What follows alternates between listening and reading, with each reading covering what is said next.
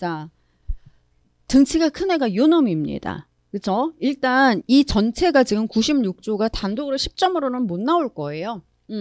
여행자 휴대품이든 승무원 휴대품이든 이사 물품이든 하나를 골라낼 겁니다. 아시겠죠? 자, 일단 여행자 휴대폰 같은 경우에는 면세 대상이 있잖아. 면세 대상. 일단 우리가 가격부터 생각하는데 이걸 먼저 언급을 해주셔야 돼요. 한마디로 가격도 중요하지만 얘가 여행자 휴대품이어야 한다라는 거예요. 여행자들이 캐리어에 넣고 다닐 만한 물품이어야 된다는 거지. 여행자 휴대품으로 갖고 들어왔는데 어디 뭐 공장에서 쓸 법한 쇠 자르는 절삭기계를 갖고 들어왔어. 그러면서 엄청 싸게 샀어요. 600불도 안 돼요. 막 이러고 있어. 그게 여행자 휴대품일 리가 없잖아요. 그러니까 여행자 휴대품은 가격도 가격인데 이게 여행자 휴대품이어야 한다라는 거예요. 이사 물품도 마찬가지죠. 이사 물품도 이사에 해당해야 되는, 우리가 뭐 이삿짐 쌀 때 싸는 것들이어야 된다라는 거야. 세탁기, 냉장고 이런 것들. 그쵸? 그래. 자, 그래서 이 면세 대상 먼저 쓰고 그 다음에 이제 기본 면세 범위를 쓰시는데 이 기본 면세에서는 일단 여행자 한 명당 휴대폰 별송품까지 다 해요. 여행자 한 명 가격으로 미화 600달러 이하여야 되죠. 이걸 우리가 기본 면세 범위라고 이제 지칭을 할 겁니다. 매번 이걸 600달러 이하, 600달러 이하라고 말할 수가 없기 때문에 기본 면세 범위로 하고, 이 이하 뭐뭐로 한다 이 말을 필요한 부분은 꼭 쓰셔야 돼요. 왜냐하면 이걸 안 쓰게 되면 이 말을 또 쓰고 또 쓰고 또 써야 돼. 제가 저번에도 보정기간이라 한다 이걸 쓰라 그랬죠. 그걸 안 써놓고 뒤에다가 계속 보정기간 이걸 쓰면 도대체 알 길이 없어요. 그래서 어쨌든 이하 뭐뭐라 한다 혹은 뭐 이런 시간 없다 그럼 요거서 이렇게만 써. 이하 기본 면세 범위 충분해요. 알아들을 수 있어. 자, 어쨌든 이게 600불이 기본 면세 범위가 될 거고요. 문제는 이 기본 면세 범위에서 내국물품 구매 가격을 공제하는 경우가 있어요. 기본 면세 범위가 미화 600불인데 여기서 내국 물품을 구매한 금액이 있다면 그걸 빼고 나머지 금액만 면세를 해주겠다는 거예요. 어디서 이 내국 물품을 구매를 했을까요? 지금 제가 원문을 보여주려고 이 법 조항을 썼는데 여러분 쓰실 때는 이거 없애셔도 됩니다. 없애셔도 돼요. 지금 법 조항에서 196조 1항 1호 단서 196조 2항 여기에 규정된 게 입국장 인도장하고 입국장 면세점이에요. 입국장 인도장, 그치? 보세 판매장에서 판매한 거를 입국장 인도장에서 인도하는 거. 이게 올해부터 만들어진 규정이에요. 예전 같았으면 이게 엄청난 홍보가 됐을 거라고.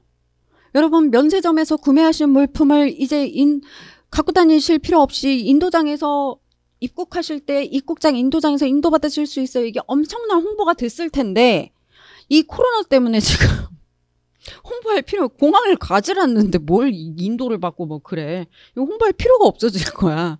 어쨌든 그래서 우리가 잘 안 하는 건데 아주 획기적인 규정입니다. 이거는 정말 그러니까 예전부터 이런 제한이 굉장히 많이 들어갔었어요. 굉장히 제한이 많이 갔는데 이게 실제로 지금 법에 반영이 된 거라 법 자체 내에서는 굉장히 중요해요. 입국장 인도장이. 알겠죠? 그래서 입국장 인도장하고 그 다음에 입국장 면세점이죠. 입국장 보세 판매장. 입국장 보세 판매장하고. 그러니까 이거는 입국장 인도장 및 입국장 보세 판매장에서 여기서 내가 내국 물품을 구매한 게 있어. 그러면 기본 면세 범위에서 이 내국 물품 구매한 가격이 공제가 돼 버립니다. 알겠죠? 그렇게 보시면 되고. 그래서 뭐가 길어 보이지만 쓸 내용만 쓰면 그렇게 어렵진 않으실 거예요. 그 다음에 농림축산물 같은 경우에도 역시 별도로 관세청장이 면세 한도를 정할 수가 있어요. 근데 이 단서 규정은 그렇게 중요한 건 아니에요. 중요한 거는 단서 규정 안 쓰더라도 요 정도까지는 꼭 언급을 해주셔야 됩니다. 그 다음에 이게 기본 면세 범위고, 그 다음에 술, 담배, 향수는 별도 면세 범위가 있죠. 꼭 나이부터 언급하세요. 19세. 19세 미만에게는 술, 담배 관세 면제 안 해주죠. 그 다음에 얘도 마찬가지예요. 자, 입국장, 인도장에서 인도하는 물품, 그치? 입국장, 인도장에서 인도하는 물품 및 입국장 보세 판매장에서 판매하는 물품. 여기에서 지금 내가 내국 물품인 술, 담배, 향수가 있어. 그럼 이 별도 면세 범위에서 얘도 마찬가지로 공제를 하는 거예요. 아시겠죠? 그러니까 이렇게 되는 거예요. 내가 술 한 병을 갖고 와. 뭐 할까? 로얄 살루트. 나이 엄청 많은 애를 갖고 왔어. 근데 아쉬워가지고 입국장 면세점에서 국내 내국 물품 술을 하나 사. 처음처럼. 뭐 전통주 같은 거 팔잖아요. 먹고 싶은 거 얘기해서 그래. 미안. 자, 전통주 같은 거 팔잖아요. 그래서 전통주를 한 병을 내국 물품 술을 또 한 병 사. 그러면 이거 면세 안 되는 거야. 이거부터 까버리기 때문에. 그렇게 되는 거예요. 이거를 계산하라고는 안 할 거야. 이건 그냥 나중에 해외 가실 때 2차 시험 보고 그때는 갈 수 있겠지. 그치? 해외 가실 때 써먹으라는 거. 사지 마. 전통주. 이게 중요하지. 그래. 자, 어쨌든 그건 거예요. 그래서 내국 물품 구매 수량을 공제하고 별도 면세 범위가 설정이 되는 겁니다. 그래. 자, 그래서 요 내국 물품이 지금 기본 면세 범위에서도 가격 면에서도 공제가 돼 버리고, 그 다음에 이 술, 담배, 향수인 별도 면세 범위에서도 입국장 인도장이나 입국장 보세 판매장에서 내가 구매한 물품 중에 내국 물품이 들어가 있다면 공제가 돼버리죠. 그래요. 그렇게 보시고 지금 여기 끝에 다음 표의 면세 한도를 초과하여 뭐 이렇게 나오는데 이 표를 그리시면 안 돼요. 그 답안제 표 그리지 마시고요. 표를 지금 저처럼 이렇게 쓰셔야 됩니다. 알겠죠? 나중에 세율불균형 물품 면세도 표가 하나 나오잖아. 그 표를 자대고 정성껏 그리시는 게 아니라 제가 다 그 말로 풀어놨어요. 별거 아니야. 별거 아니에요. 자, 그래서 어쨌든 요거는 면세 한도를 초과해서 관세를 부과한다면 그 물품 가격 자체가 과세 가격이라는 거죠. 그러니까 예를 들면 향수가 젠장 60ml밖에 안 돼. 60 해봤자 뭐 몇 번 뿌리면 아니야? 자, 어쨌든 60이면 우리가 보통 대용량 다들 남자분들은 뭐 이런 술 얘기할까? 술 얘기? 어쨌든 60ml까지만 면세잖아요, 향수는. 근데 내가 100ml짜리를 샀어. 100ml짜리. 한참 뿌리겠어요. 막 발에도 뿌리고. 자, 그래서 100ml짜리를 하나 샀어. 그러면 60ml 면세되니까 40ml 어치만 세금 내면 되겠지가 아니라 초과를 했기 때문에 이게 전체가 되는 거야. 그래. 자, 어쨌든 요 술 한 병부터 해갖고 지금 요렇게 해놨죠. 문제는 저놈의 담배예요. 웬 종류가 저렇게 많니? 그치? 담배는요, 이거를 다 쓰시려고 하지 마시고요. 여기까지가 중요해요. 권련 200개비, 옆권련 50개비, 그 다음에 전자담배과 권련형이 있죠. 200개비, 그 다음에 저 니코틴 용액이 중요한 거예요. 20ml. 저거 생각 안 나시면 향수 60ml는 거 아시죠? 니코틴 용액 곱하기 3 하면 향수를 뿌릴 수 있어요. 별짓 다 해야 돼.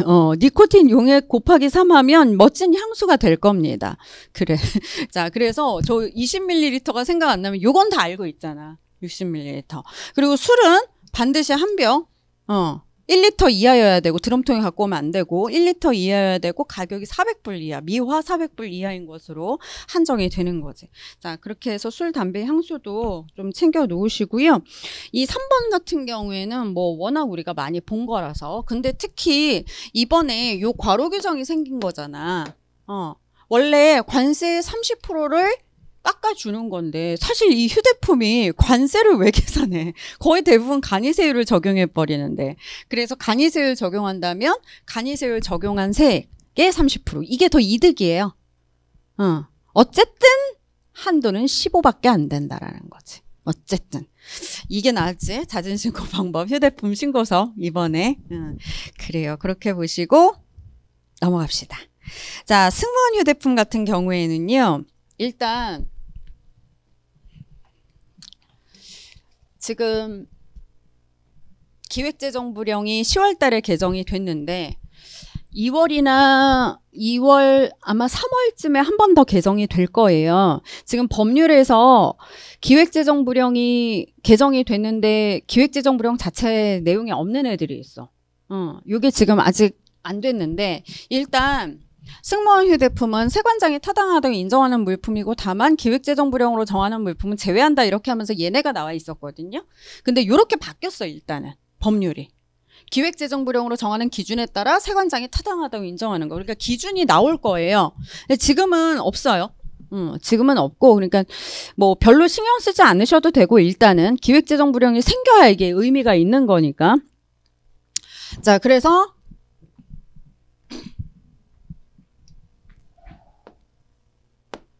이렇게 바뀐 거야. 외국무역선, 외국무역기가. 국제무역선, 국제무역기. 별로 어렵진 않죠.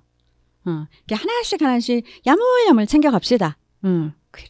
자, 그래서 요 국제무역선, 국제무역기에 승무원이 휴대하는 물품이 딴 게 아니야. 이게 용어가 바뀐 거고요. 딴 비행기 얘기하는 게 아닙니다.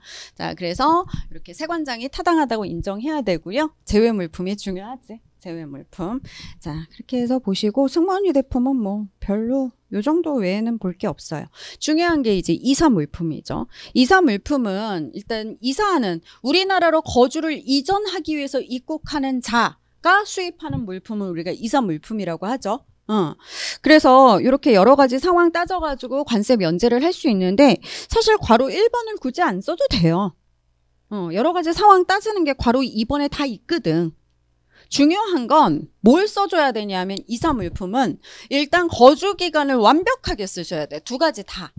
우리나라 국민인데 외국에 살다가 외국의 주거를 설정해서 얼마나 1년 이상 가족 동반 6개월. 그치? 자, 1년 이상 거주하다가 이사하는 경우. 그 다음에 외국인인데 우리나라에 살려고 주거를 설정하여 1년 이상 거주하려는 사람이 들어오는 경우. 그래서 이런 사람이 반입하는 게 이사 물품이라는 거죠. 그래서 이사 물품이 4가지가 있다라는 거예요. 이 이사 물품은 사실 중요한 게 뭐겠어요? 1번에서 통상적으로 가정용 물품이어야 돼. 그리고 3개월 이상 사용하였던 거여야 해요. 그게 키워드야. 통상적으로 가정용으로 인정되는 물품이 입국 전 3개월 이상 사용하였던 그런 물품. 쓰고 있었던 냉장고 세탁기라는 거지. 새로 구매해온 게 아니라. 그 다음에 1번 챙기면서 순서 바뀌어도 되니까 4번을 위로 올리셔도 돼요. 그래야 잘 안 까먹을 거야. 이 4번은 1번과 다른 점이 뭐예요? 사람은 다른 외국으로 가는데 물건만 우리나라로 보내는, 물건만 이사하는 거죠.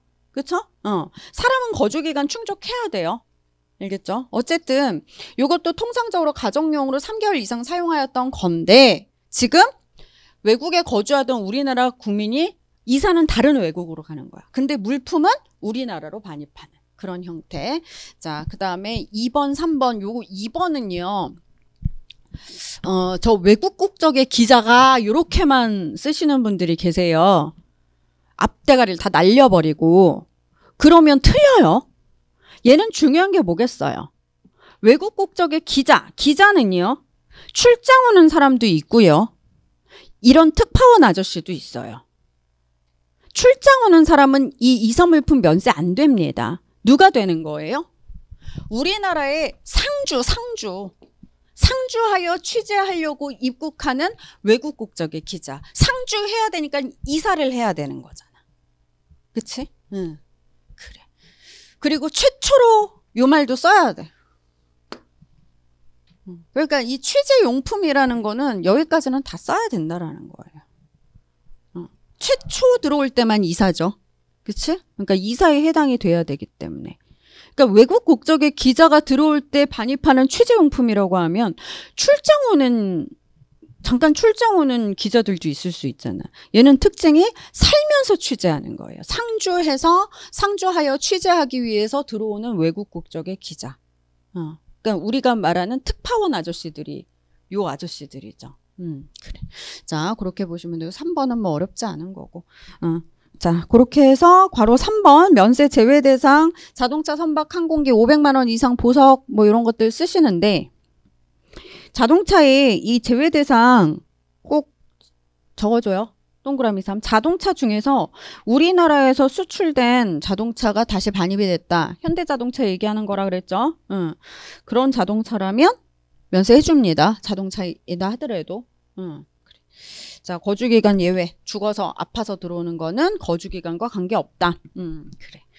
자, 그리고 그 별송품보다 지금 그 이사할 때 별도로 들어오는 물품, 이사 물품을 만약에 써야 된다면 사실 별송품이 혼자 단독으로 나올 경우는 없잖아. 걔는 휴대폰에 껴있는 애고 휴대폰에 이렇게 들러리 붙어있는 애고 이사 물품은 단독으로 나올 수가 있어요. 이 이사 물품을 쓸 때 여기까지 지금 거주기간 예외까지 쓰면 아유 다 썼다 이렇게 되지만 아닙니다. 이사 물품은 별도로 들어오는 이사 물품에 대해서 언급을 해주셔야 돼요. 별도로 들어오는 이사 물품이 있다면 입국자가 입국한 날부터 6개월 이내에 도착한 거여야 돼요. 그래야 이사 물품으로 인정이 된다라는 거지. 별도로 들어오는 이사 물품. 그래. 괄호 2번이 이번에 나왔던 거죠. 그렇죠? 그래. 읽어보시고. 자, 역시 마찬가지로 여기에 대해서 면세 대상이냐 과세 대상이냐 우리가 많이 고민을 할 겁니다. 그리고 분명히 문제 주제에서 주어질 거예요. 면세 대상인 여행자 휴대품 혹은 그냥 여행자 휴대품 중 뭐 면세 대상과 과세 대상에 대한 그런 언급이 다 나올 수도 있고 만약에 과세 대상을 언급을 한다면 어떤 얘기가 나올까요? 여행자 휴대품이 과세 대상이에요. 자진신고 했다면 깎아줄 거고요. 자진신고 안 했다면 요 결과가 나오겠죠. 그치? 그래서 자진신고를 했다면 감면. 근데 자진신고를 안 했다. 그러면 가산세. 그러니까 이게 관련된 규정이 되는 거예요. 아시겠죠?